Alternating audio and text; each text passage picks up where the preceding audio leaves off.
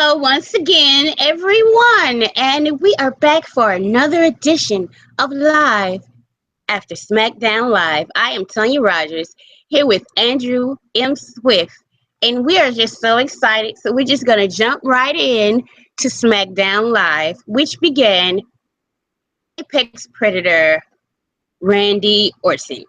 He addressed Bray Wyatt. It was pretty much what he said was pretty much standard fare for what is going on in this feud now. And then Bray came on the screen and was he talk what did he I've started to not listen to Bray as much as I love him. What did he say? Like he started talking about Hansel and Gretel. Okay. I think he also said, "I've heard you tell it to your kids," which was creepy. Going back down that road. Remember when he mentioned something about Roman's daughter and then they dropped it immediately? They dropped it because I believe they wanted to use Roman's daughter, and Roman was like, "Fuck that! Come up with something else." Fuck no, yeah. And Randy Orton doesn't give a fuck. Apparently, he's like, "I don't care. Shit, use my kids." So that led to Randy Orton going around the arena looking for Bray. Seeing that, I don't know, it kind of confused me. He looked in one spot and it was like a cutout stand-up picture of Randy with the eyes cut out. And was Eric Rowan in a closet or something? He locked him in.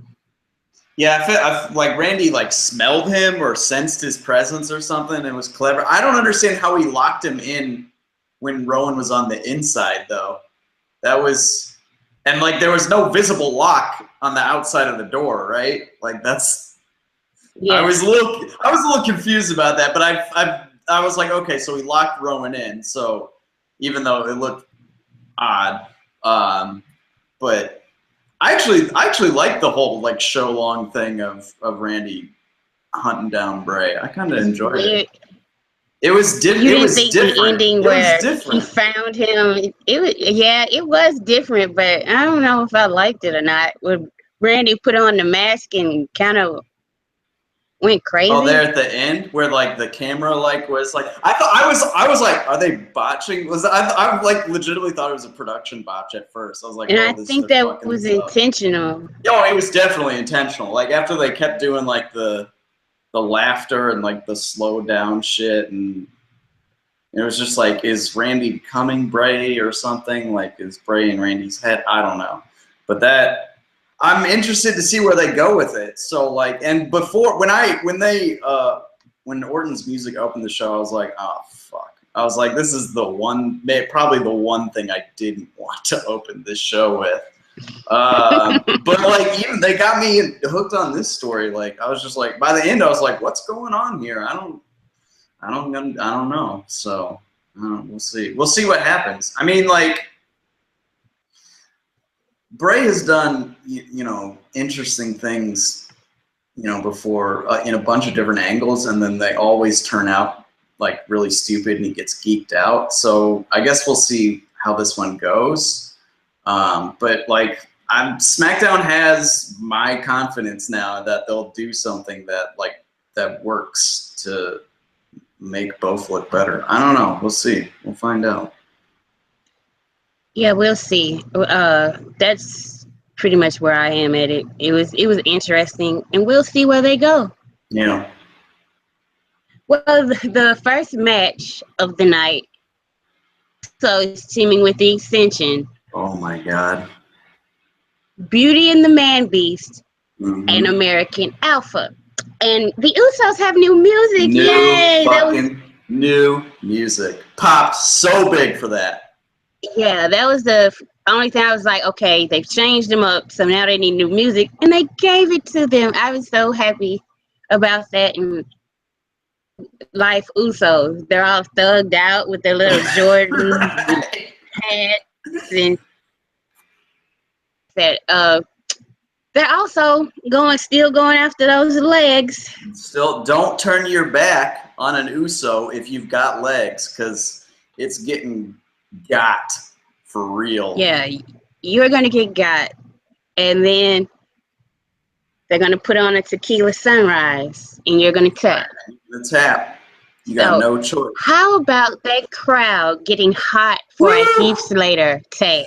Heath Slater hot tag brought the roof off of that place. Brought the roof off the Quicken Loans Arena in Cleveland, Ohio. That was amazing. Like, it was, and I loved how fired up Heath was. Like, he was like, I'm getting in this ring. I'm like going at it. And it was just like, you felt like it was a dude who had been given a new lease on life, you know? Like, it was this comedy jobber who, like, never got time doing anything at all. And now he's in, like, one of the hottest. I mean, every angle on SmackDown Live is hot. So, you know, this awesome angle, and, like, the crowd's super into him. And it's just like, yeah, I'm fired up. I'm going all out. And I responded to his energy. And I love that they made him, oh, God, geez, that was just. The headlock and then the stomp on the back of the knee is just like, man, so big. Here's the thing, like, how long is the Revival going to stay in NXT now? Because the Usos have just taken their, Well, stuff the Revival, my prediction is that they're not going to be on this show. Yeah, but I don't want them to go to Raw. I don't want them on Raw, though. Well, I think the Revival is the team that's going to take the tag team titles from New Day. That's just my prediction. I like that prediction. I like it. I mean, it's definitely not going to be the Club after they've been geeked out for the 400th time in a row. See, everybody's upset, but I've never liked them, so I don't care.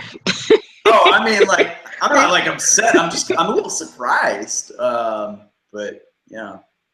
I don't know. They were just there for AJ Styles anyway. Pretty much. And then they were like, brand split. We're going to split them. Yeah, it worked for AJ. Worked real well for him. Shit. So it wasn't a lot of matches on this show, was there? No, there weren't a lot of matches at all. It was the 8-man tag. There was the women's tag. There was the main event. Is that it? And that's it, right? I think so. Is there something else? I don't think there was. So the next match we'll talk about is the women's tag team match with Naomi and Nikki Bella versus Carmelo. Oh man, you don't like Carmelo. We're gonna disagree about this. Here's the thing. I've got a massive crush on Evil Carmelo. I'm just gonna go ahead and say that. Woo, I'm all in. She's terrible. She's the worst. No, you're wrong. She used to be the worst. I am not wrong. First of all, I can't even begin to explain how much I hate this lady. She makes me sick. Just hearing her music makes me sick, especially because it's like the worst kind of knockoff of a Iggy Azalea song I've ever heard in my life. Then the way she carries herself, the way she talks, the way she wrestles, like just go away. Like, but she does keep going over Nikki Bella, so I will give her that. Yeah, she keeps pinning. Nikki Bella, that monster, politicking and going over everybody and burying divisions, right? Like, God, she's the worst. Well, see, here's the thing about when you have a long-term heel run, the point is to be fed to a newly minted face champion, which is what happened with Nikki. Like, there was a point of her. Here? Who are you referencing here? Oh, well, see, that's what they've basically done first with the Divas champion with AJ Lee. They did it with AJ Lee, and she put over Paige. Didn't she win the title back from Paige in like a month, though? Well, after her look, it's not I'm not saying about the aftermath. I'm saying the point heel champion run is to put over a newly minted babyface. Now, what they do is, but see, what people were hating, I didn't like Nikki Bella's run was booked, but I understood they were going to have her break the record. Her was supposed to be, the next great babyface champion. Didn't work out that way. But I understand the points of it. So I didn't understand why people were so upset about Nikki Bella. Like, who did they didn't have anybody before they called up Sasha, Charlotte, and Becky. They really didn't have anybody give that run to. They should So have I understand. They should have put the belt on Sasha.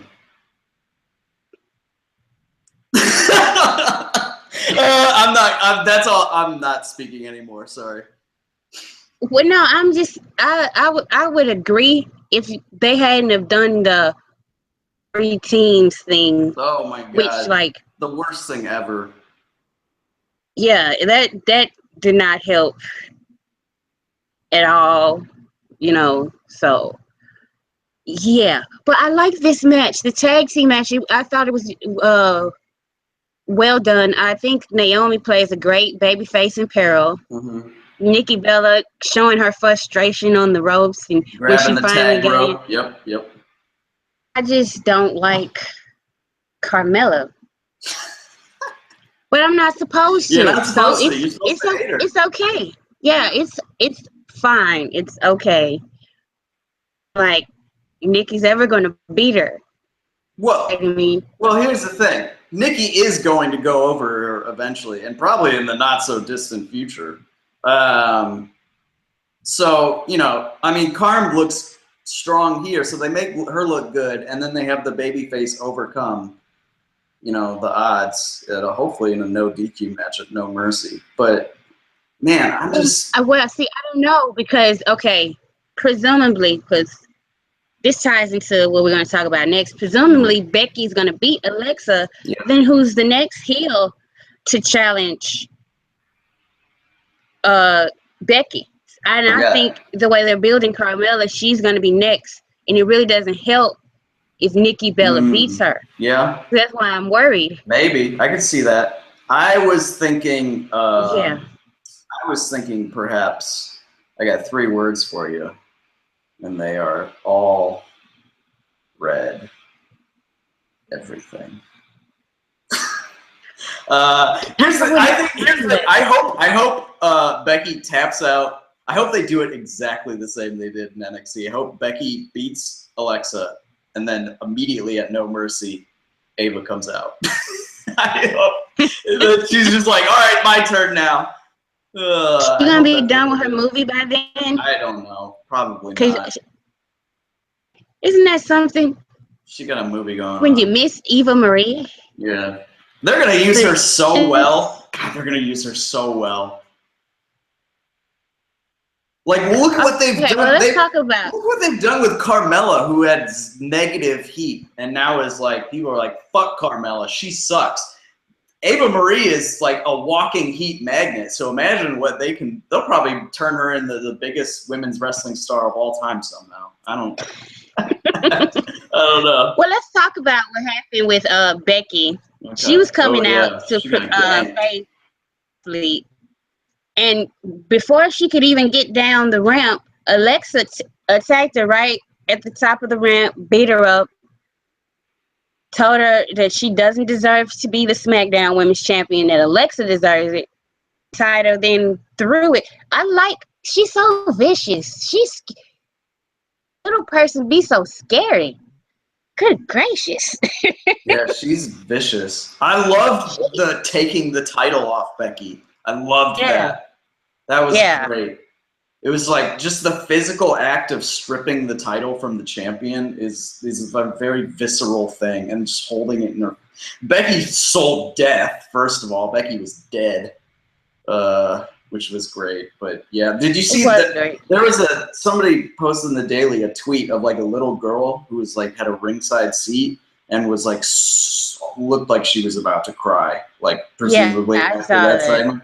Yeah, I was like, damn, some heel heat right there. That is vicious. Yeah, that was something else. I enjoyed it. That was good. Did you see Becky? Did you see? Yeah, make a statement. That's what all SmackDown Live is about. Is just making statements about how to run a wrestling show. That's that's the larger theme. That's the Yeah, larger I did theme. watch her on. Talking Smack, when she like Yeah, I watched Talking addressed Smack. the camera. Here's the thing: people addressing the camera in promos is 1,000 times better than like looking at the interviewer or looking off to the side or doing whatever. You know, I like every time somebody looks at the camera, it's like, oh shit, I gotta pay attention. You know, even if what they're saying isn't that great, like Becky's was good stuff, and she was like her stuff about this is a symbol of my life. You're not gonna take my life from me. That was good stuff. But looking into the camera makes so much difference. Yes. So, the direction where both of the women's feuds are kind of going. Yeah. Naomi and Natalia really aren't like spicing up theirs, but I can understand because Natalia's not antagonist in the world, you know. Right. So Right. Yeah.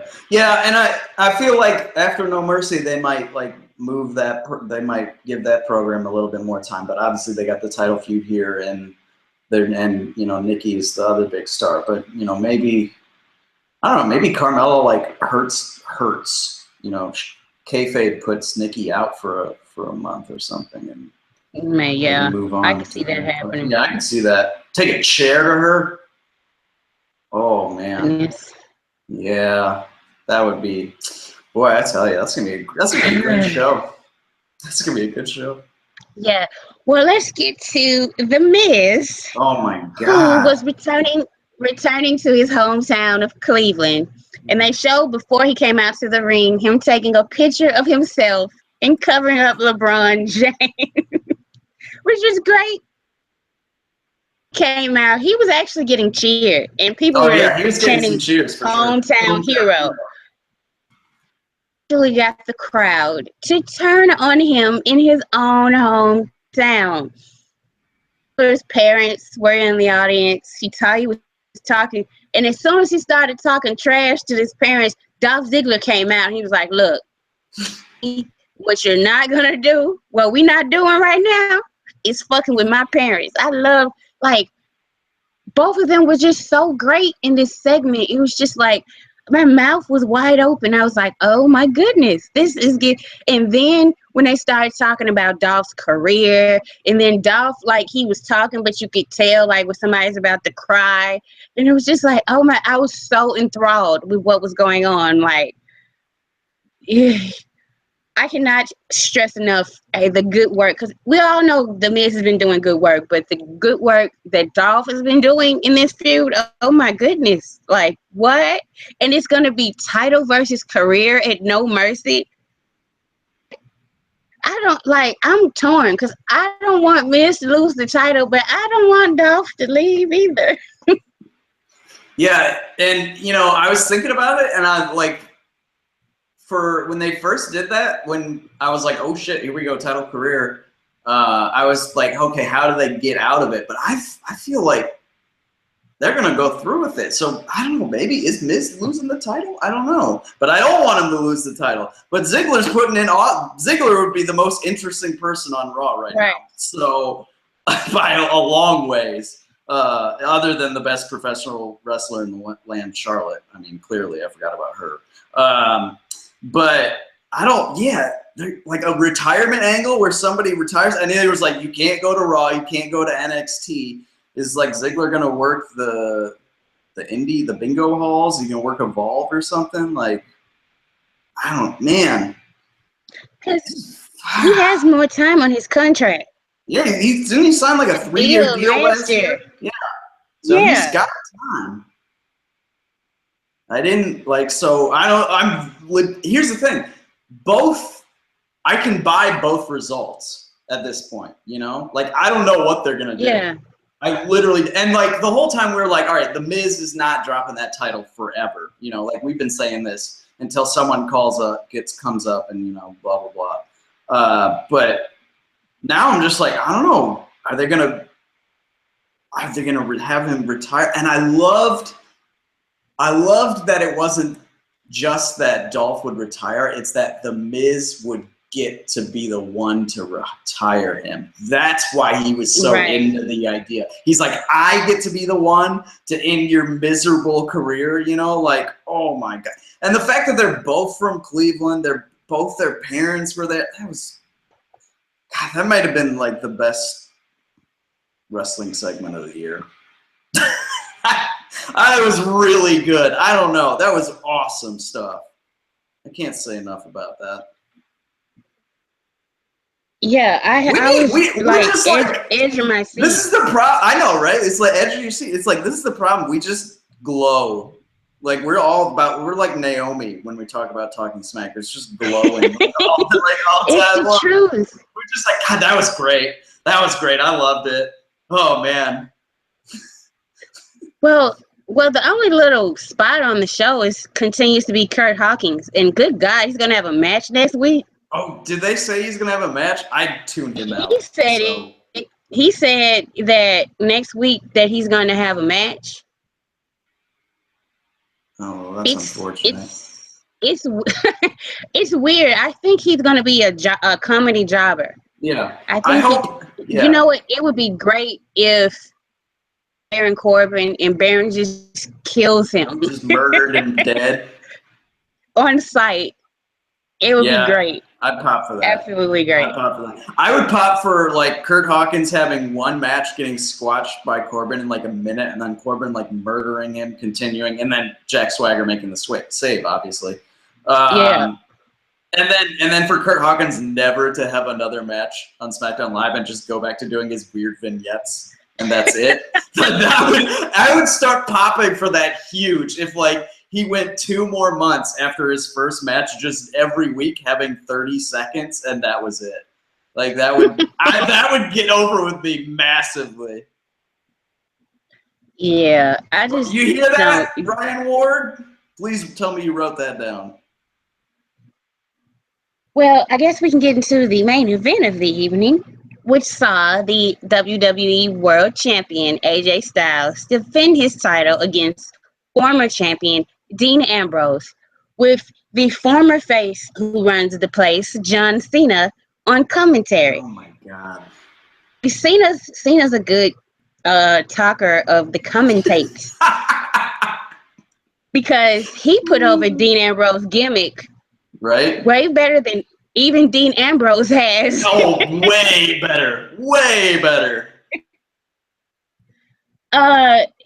I like this match. I did. It felt different from their match at Backlash. Mm-hmm. Really enjoyed it.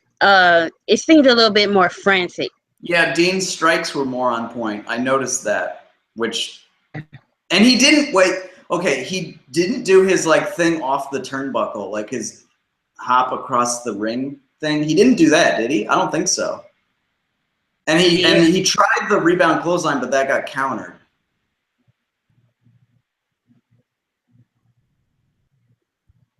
Yeah, I thought Dean was pretty good. He even busted out a cloverleaf. Like he's trying to get him to tap out. Mm-hmm. He was a little late on breaking that count too, wasn't it? Yeah. Yeah, he was. Yeah, I love that. Little Nate was like 1, 2, 3, and like you could see Ambrose wrenching it even harder the whole time because he knew he only had like a few seconds left in the hold, and then he's like 4, and then he's like, all right. Yeah, he waited all the way till 5. I feel like everyone on SmackDown Live should start saying "I have till 5" as an homage to the general manager, who, by the way, didn't have a minute, not a second of airtime on the show, nor did the commissioner Shane McMahon. 0. And they addressed that was the first thing that was addressed on Talking Smack. First thing they said on Talking Smack. We have a different philosophy than Mick and Steph, who basically put themselves over at the expense of everyone else. That's basically what Daniel Bryan said. That was He said we feel like we weren't needed. We have enough on this show that they speak for themselves. I was like, oh my God, just continue to bury Raw. Just bury Raw. Just do it. Goodness gracious. Well, AJ Styles won by holding Dean's jeans, not trunks, because he wears jeans. Yeah. Yeah. Yeah, I And love. then the Well, aftermath. I loved how they did that too. I love that like Dean had the pin, but Cena's distraction, caused the ref to be distracted and gave AJ time to kick out on the O'Connor roll. And Yep. that was just the way they tied that all in. I was just like, ooh, that's a really good touch. And they immediately had Dean go then attack, Cena. So I was like, oh, it all plays in. That was really well done. And then AJ scooted right out of there. Like as soon as the pin, he's like, whoop! He didn't even get the chance to get his title because he just went out. Cena came into the ring and there was like a little back and forth with him and Dean. Then Dean went for the dirty deeds and Cena countered it and gave him the AA. Then John Cena standing tall holding the championship and the crowd is cheering him, which is a change of pace. Right? Like, John Cena's getting universally cheered? What the hell is going on here, people? Yeah, look what, that's the biggest, is that I was about to say that's the biggest accomplishment of SmackDown Live, but there's too many to list. I don't know which the biggest is. I would say the biggest one is bringing Dolph Ziggler back from the dead. Bringing Dolph Ziggler back from the dead. Making Heath Slater like one of the most popular acts on the show in all of WWE. Right. Making Carmelo relevant. Making the Usos amazing. Oh my God. And listen, in the daily, everyone's talking about, oh yeah, the Usos changed. And I was like, yeah, they got new music. And then Vitus is like, oh, well, there's somebody else who could do. Oh yeah. He was new music. And I was like, look, I'm trying not to resent the Usos watching them. I'm trying to think about jealous that. From the creative freedom they have. Hey, this show I would give a 9 out of 10. Maybe 9.25 out of 10, just because Kurt Hawkins and about the Randy Orton, Bray Wyatt stuff. So I'm not gonna go full 10 out of 10, but I was thoroughly sports entertained. Now, of course, you aren't very eager to talk about the other show, but you kind of have an obligation to the audience. I'm sure they want to hear what our thoughts and opinions are. Past Sunday. I'm certain they want to hear your thoughts. They don't want to hear my thoughts on Raw. This past Sunday, Raw held Clash of Champions, and I thought, as far as wrestling-wise, I thought that everybody came with their working boots on. There was no match that I found, well, except for the main event. I thought everybody did some great work. I had was with the finishes. Yeah. If New Day is supposed to be the faces, I don't like faces cheating.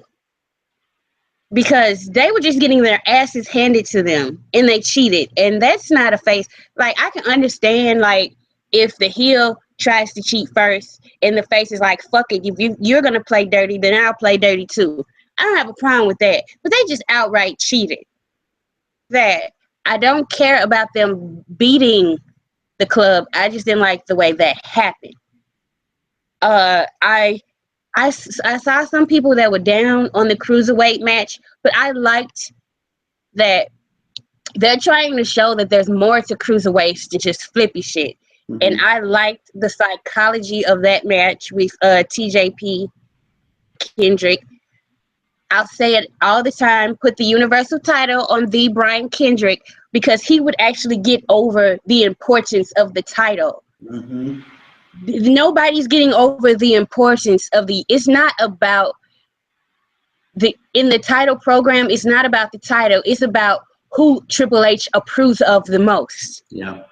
It is about, not the title. And the Brian Kendrick would get over exactly how important being the champion and being on top and being the man would be. So he's like, let him just, I like that, he headbutted TJP after he accepted the handshake, and I think they're going to continue on with their feud, even though he wasn't on Raw for some strange reason. But wait, yeah, they were. They had a back. Then Kendrick The, approached him backstage. did Yeah, okay. Well, and he see, was like, "Oh, I should get you I back didn't for watch that the whole headbutt." show, so Yeah, Rob, yeah, you this is what exposed I do. I'm yourself there. sorry. Yeah. I did. I don't. Well, I said I wasn't gonna watch any of it, but I watched like all in all maybe an hour of the show, and what I liked. So that's an improvement. Cesaro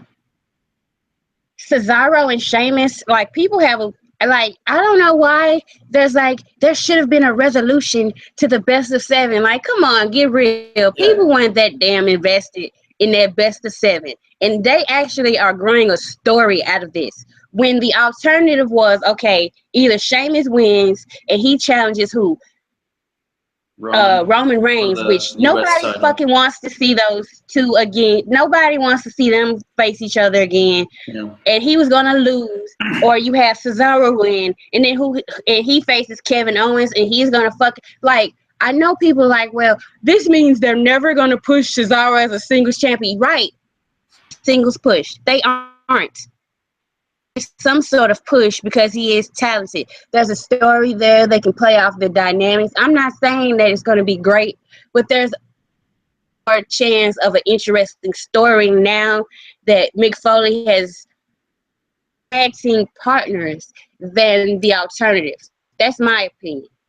Yeah, I didn't understand Gino's hate for that angle at all. Like I thought, I mean, the match was great on Sunday. Obviously, that was by far and away my match of the night. Even with the awful finish, it was not even really close for me. In fact, well, see, the finish isn't awful to me because it plays into the ongoing story, so I can understand why they did what they did. Right. Exactly. I mean, it all makes sense. And yeah, they're giving two guys who never have direction. You know, they're giving them a shot to, possibly, do something. And I feel like Cesaro is way better in a tag than on his own. He's exceptional in the ring, but I feel like there is kind of something a little missing as a singles guy. And I don't know what it is. Maybe he just hasn't been, given the right opportunities, or, they don't know how to write for his character, or, build a character for him as a singles guy. But his stuff with, what's his face? Tyson Kidd. Yeah. The best tag team ever. Those guys were so much fun. When New Day took the belts off them originally, I was pissed because I was like, fuck, I like Tyson and Cesaro way more. And that was right when heel New Day became a thing, and people were starting to turn around on New Day. But I was pretty upset about that. But yeah, so I feel like they're giving two guys who don't really ever have anything to do a chance to do something that is ongoing and has development, and it's not just there's a lot more possibilities with that. Yeah, when they put the series together, is they have nothing to do with these guys, so they're gonna have 7 matches. They're having wrestles to have wrestles, rather than actually they're just filling time, which is kind of what Raw everything feels like on Raw. And I actually I didn't like last night's Raw. I didn't hate last night's Raw, I'll say. But yeah, I think it's the right move. Even if it was kind of ridiculous, how we all were yeah, they're going to be a tag team. And Mick's whole, I can't lose you, overly dramatic is just he's not. He's not doing so great in that role. But well, let's talk about the women's triple threat from Clash of Champions. Okay, I don't listen. The whole way all of that was structured,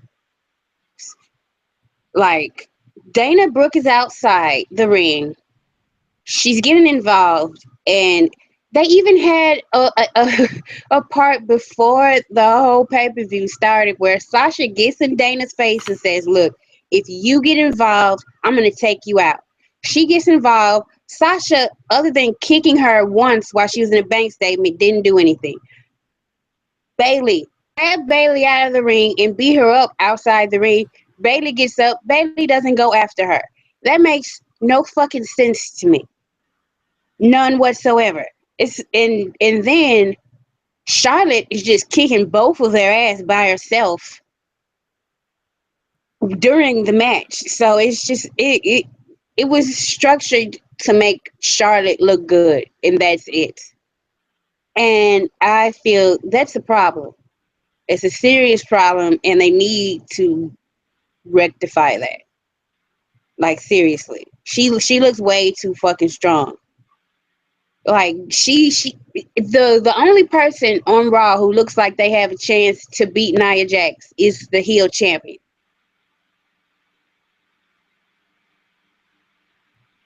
That I don't know where you go with that.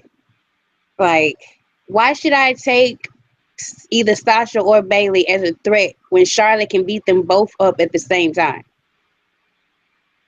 I that whole little thing just was like, I was sitting there in awe. I was like, this is where we're going, huh? Hey, that's great. And then she did the moonsault on both of them. I was like, I'm done. Well, Charlotte's gonna win this match. We can move on to the next one. Yes.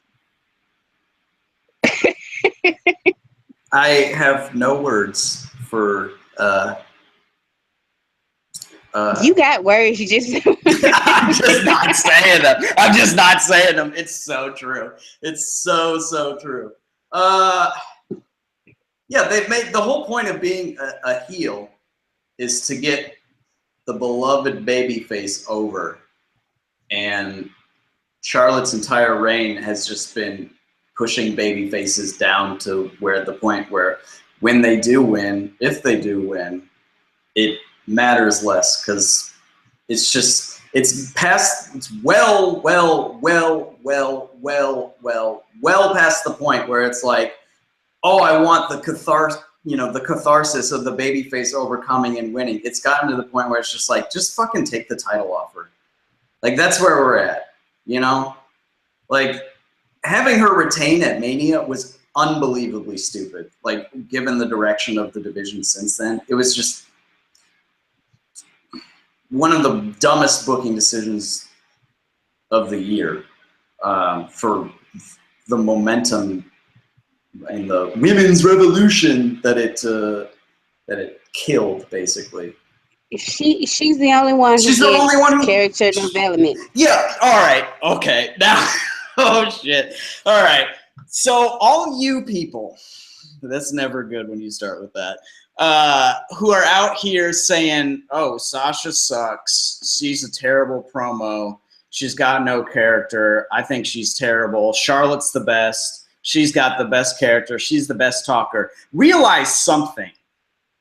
Sasha Banks was, when she called up, was the hottest prospect in the world as a women's wrestler. She finished 8th in the Wrestler of the Year award last year in the Observer Awards, which is the only placement, I believe, for an American female ever, and the highest female placement since 1994, if I'm remembering that correctly. And they put her in, I mean, they put everybody in dumb stables, but they put her in a bad comedy stable that had literally zero relevance. They had crowds chanting literally during every women's segment, "We want Sasha, we want Sasha." She didn't get a singles title shot until over a year into her time on the main roster, despite fans desperately clamoring for her. She basically gotten zero promo time, even if she's not a very good face promo. Like, they've given her no chances to actually become better.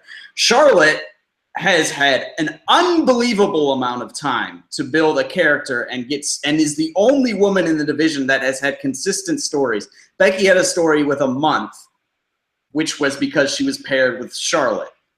You know, Natalya had a story for a month or 2 months because she was paired with Charlotte. Nobody else in that division got any time at all. They booked Charlotte to be way above all of her competition. So for people who are like, Charlotte's the best, you don't know what the fuck you're talking about. Charlotte in NXT was a very capable person for everyone else to play off of. But the thing was, Sasha had stories, Bayley had stories, Becky had stories, but none of Charlotte's feuds were actually really about her. And that was when women's wrestling was at its best in WWE in the last couple of years, in NXT in 2014 and 2015. And it was when Charlotte was just kind of there and everyone else had stories. What does that tell you? I think we're getting pulled. I think we're getting pulled off the air. Oh, shit. Well, you talked me into it. I didn't want to say anything. Yes. No. I love that. I absolutely love that. And I'm going to you on a lot of those points. But we're going to move on. Please, we need to move on. We're going to move on. There is a new United States champion. And I know last week was about Roman Reigns. And I still pretty much feel that about his character and his direction. But there is something about him that it's simply not possible for me to not care about him. So, and I tried. Like when the match started, I heard his music. I was like, oh, here we go. And then he gets in the ring and I'm just like, I don't care. And then like when he did the spear, and it was like 1, 2, and then Lana pulls the ref out the ring. I was so pissed. And I was like shaking. I was like, oh, they're going to do a fuck finish. And I'm so mad right now. And I was like, damn it. I said I wasn't supposed to care. But then they threw her out. And then he did the other spear and he became United States champion. And I like the look on his face. Yeah, like if anybody has not seen it, he hands him the United States championship. That is the look that every fucking body is supposed to look when they win a title. Like, and that's one of the things I really like about Roman Reigns. Doesn't matter. He wants to win every fucking match, and he cares about being a champion, and he holds those belts proudly. Doesn't matter what champion he is. Doesn't matter where he comes in on the card. And he was just like so fucking happy, and he looked so goddamn genuinely happy to be United States champion. I was like, I gotta be happy about that. And like, I know like they're gonna piss me off again, but I'm just gonna ride the wave of happiness right now. I saw some people saying that they liked that match between him and Rusev, and I can understand, like, okay, Rusev understands that he throwing bombs with Roman Reigns back and forth doesn't work. Wrestle him. And I liked kind of like the ending where they're doing the count out, but I was like, fuck, that means they're gonna get a Hell in a Cell? I don't want to see when they put Roman Reigns in a gimmick match, he wants to take some stupid ass bump that's gonna have me worried about his health and safety.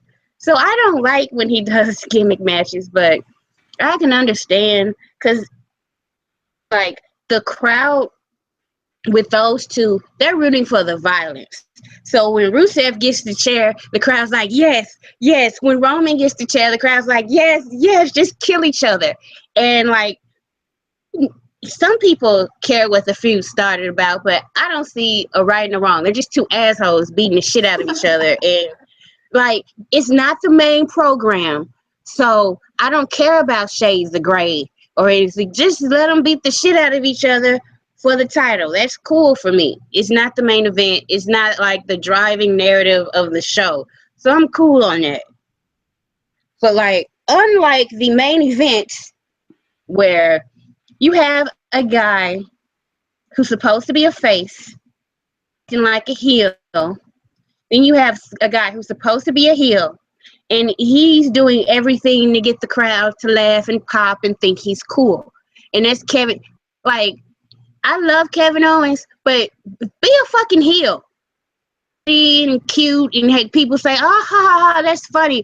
Because fucking cool heels are not working in the climate of Raw. People supposed to hate you, be dastardly and evil, and he's not. Sarcastic teddy bear.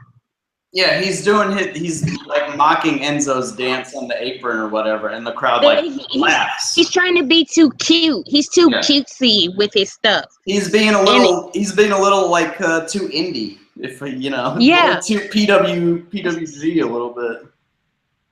He really is, and the fact that they have him like, oh, Triple H is proud of me and he likes me now, and I'm like, Kevin Owens, like, he's supposed to be his own fucking man, and now he's just over the moon excited that Triple H endorses him. Like, who the fuck? Like, first, see, this is one of the issues that I've always had with Triple H, and when he takes over, it's gonna get worse. The fucking rewriting of history is like Triple H is one of the all-time greats. He is one of the all-time greats because he married into the fucking family. Because motherfucker couldn't get over until Stephanie got into the picture.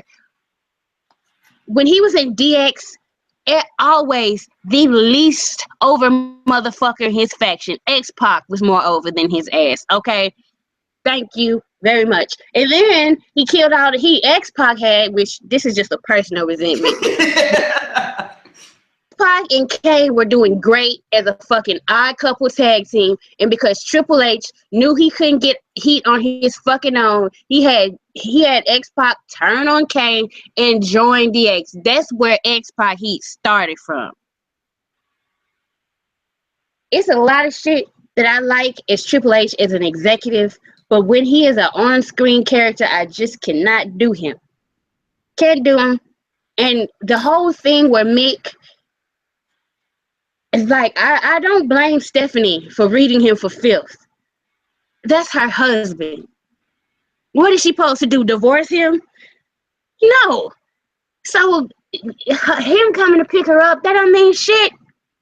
It doesn't. And then you accuse her when you're doing a suck-ass job as GM. Like, and the storyline is set up so Triple H can come in and take his job back. And I'm telling you, he's going to be cheered. Oh, for sure. He is going to be cheered. Like, I'll admit, if it's wrong and he gets this nuclear heat and gets Seth Rollins over as this big baby face, then I would take my words back. But most laughably funny. People think that, though. I know. But it's okay. But here's the thing: Seth Rollins is so unlikable. He is. He went to the fact where Kevin Owens is in the ring like, okay, this motherfucker's injured. That's called karma because for the past year he's been bragging about everybody else he's injured. So exactly, why should I feel sorry that Seth Rollins has a boo-boo when he fucking cracked John Cena's nose, retired Sting, and put Finn Balor on the goddamn shelf? Yeah. Why should I feel, oh, your ribs hurt? Your ribs hurt, do they? Oh, poor little Seth Rollins. Here's the world's tiniest violin playing the world's saddest song just for you. Just for you, Seth. He still has not had a come to Jesus moment. Reigns is not very well liked. He isn't at all. No. But Seth Rollins is never going to be a face till he makes shit right with Roman Reigns and Dean Ambrose. And Dean's on another show, so he can't make it right with Dean. Mm-hmm. And if he makes it right with Roman, the crowd's not going to give a fuck. Right? Yeah, exactly. They'll probably boo him for that. They're like, boo, don't apologize. Boo. You should have hit him harder with the chair. Boo. Right. Yeah, well, and that's another thing on Raw. Like, there are no, like, dastardly evil heels. There are no people. There could be one. Well, hold on. Well, yeah, yes, there could be, but there are no. Yeah, that would solve a lot of problems. I'm not gonna lie, but there are currently problems. Pretty much all the problems. It would. There are no heels. There are no people like The Miz or even AJ Styles who like still gets cheered, and like even Cena acknowledged that he's like he gets mixed reactions because they appreciate his skill in the ring, and I was just like, my God, John Cena is the best. But anyway, but it's just like they don't have guys who will help like a baby face make the transition or make a guy turning to face, fully make that transition. So, they got Kevin Owens out here basically shooting saying he's injuring folk and like, oh, why, boo hoo. They got a pop from the crowd. Right, exactly. And it's just like, why? Like, I understand. This is like like Raw, not WWE. Raw is like they don't show things; they just tell you, and they expect you to respond like in the way they want. And it's like that's not how this business has ever worked. Like you have to work the audience to get the reactions that you are trying to get. You can't just be like, all right, this guy's a face now, and people be like, oh yeah, okay, I'm gonna cheer for him. Like that's not how. It's just not how it works. I want to go back to Roman and say something. I saw people like criticizing him for like being a dick, like attacking Rusev with the chair or whatever. Like, how am I supposed to cheer for him? And I was just like, that didn't make sense because Rusev brought the chair in, didn't he? Yes, he did. And like, and Roman.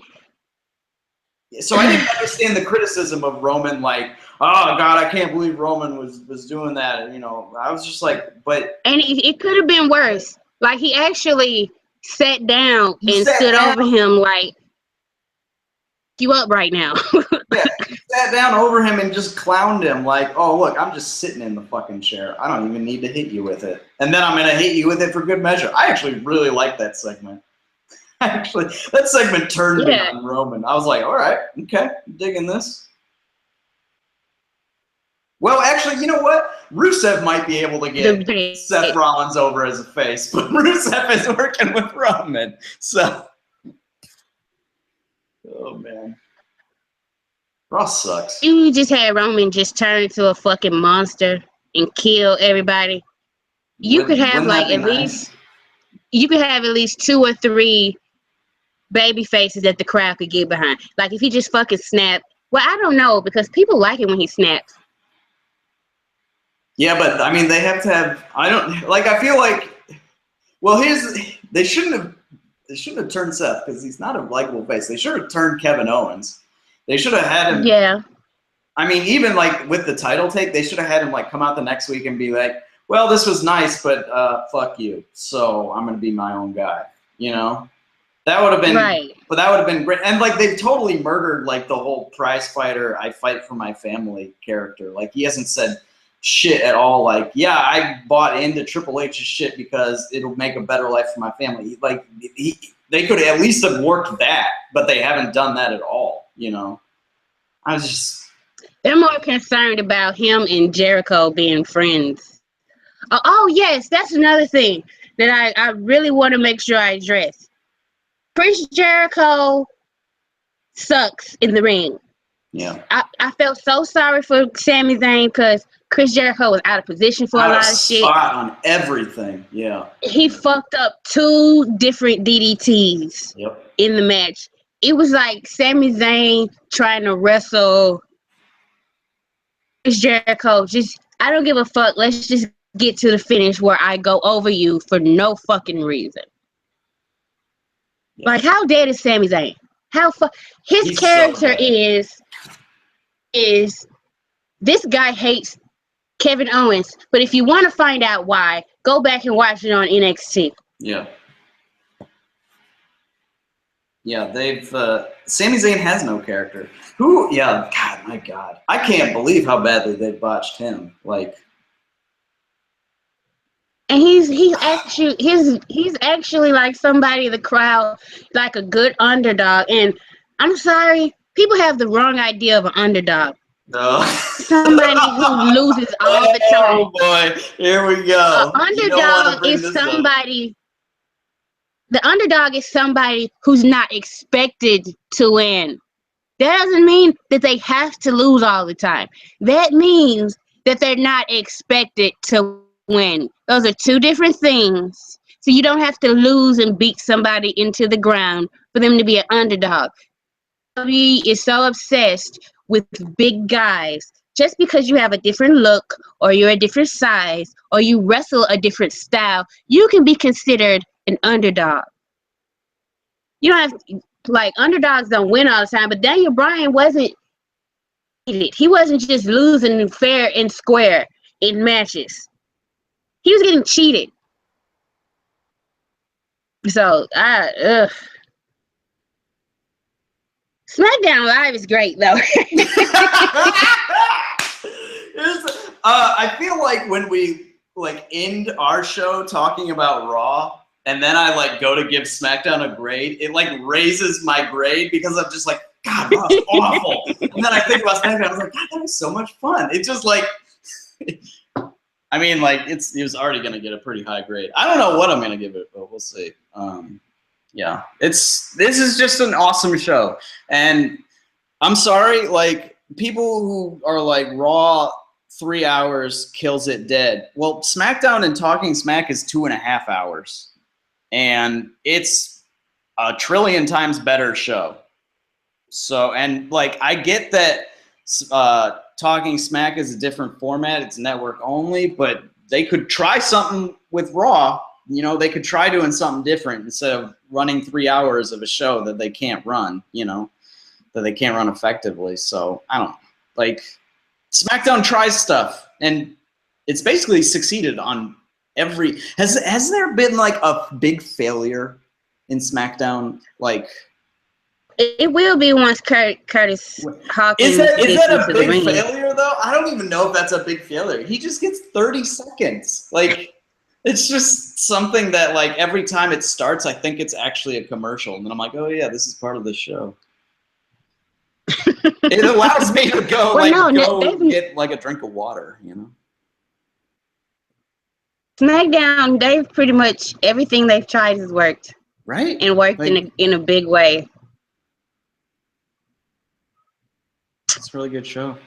If anybody didn't watch, if anybody didn't watch Cena on Talking Smack, you need to go do that. Like, he was great. He was. You really need to do that. He should have. I saw Big Kev Tierney say that he should have opened his whole thing like, all right, class is in session. Like, take notes, everybody. Like, he should have shot. Like,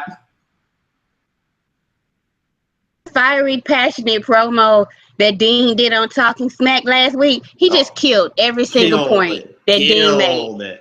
Every single last one of them. Yeah. He did. He's like, oh yeah, I'm going off on a jet because I'm still working. Yeah. That's why I'm trying to make this company a global brand. His whole thing about I couldn't go to the pay-per-view, the first pay-per-view, because I was in China trying to expand the market. I was just like, John Boy. Mm-hmm. I don't even want to write my review. I just want to go back and watch that again. Shit.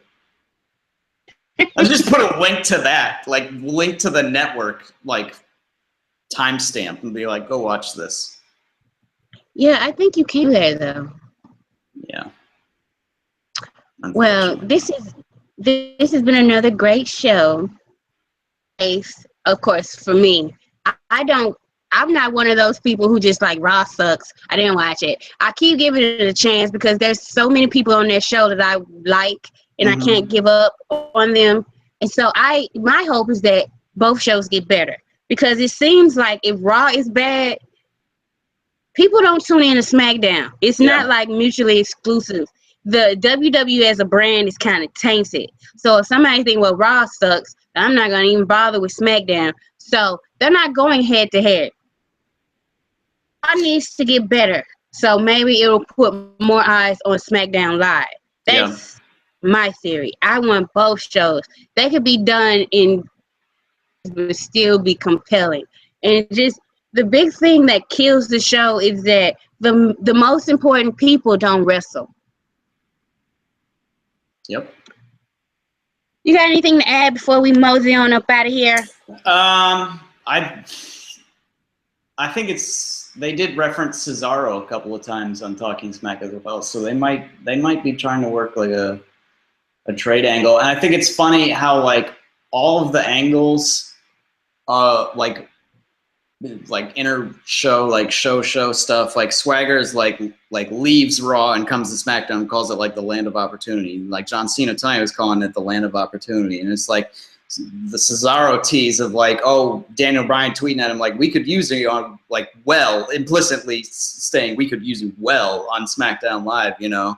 And it's just it's very telling that there's literally zero of any of that going the other way.